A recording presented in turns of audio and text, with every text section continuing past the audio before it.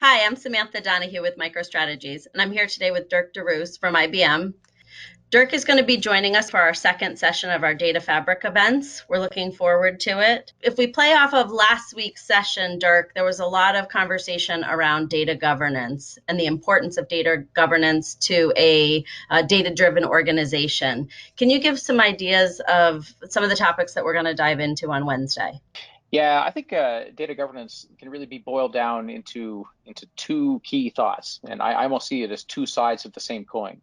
So on the one hand, I mean, we talk about data governance, and in terms that many people find a little boring. It's like you set yourself up to do your taxes, that kind of thing. That's not fun or exciting. But it is. I mean, once I go through these two things real quick, hopefully you'll see that without a proper data governance strategy, a meaningful data fabric is impossible. So on the first side, it really comes down to being able to lock down and, well, first of all, identify the data that you have, understand the degree to which it has privacy, security, compliance implications, and stuff like that.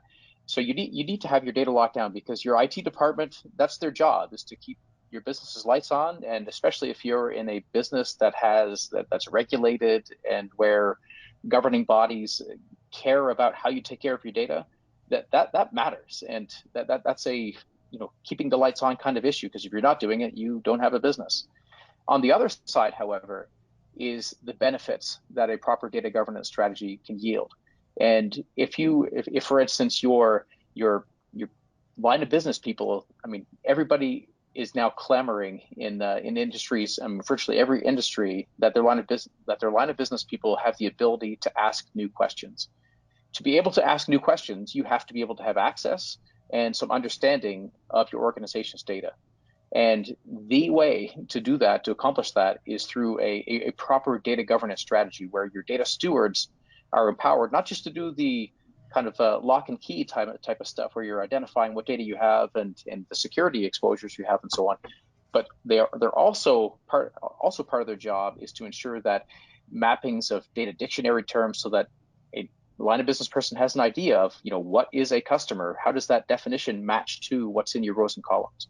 So it's really two sides. One side to enable you to stay out of jail, as it were, and the other side facilitates reuse, the ability to ask new questions, and so on. So not a short answer, but I think it captures it. Well, thank you, Dirk. We're looking forward to Wednesday and diving into these topics more.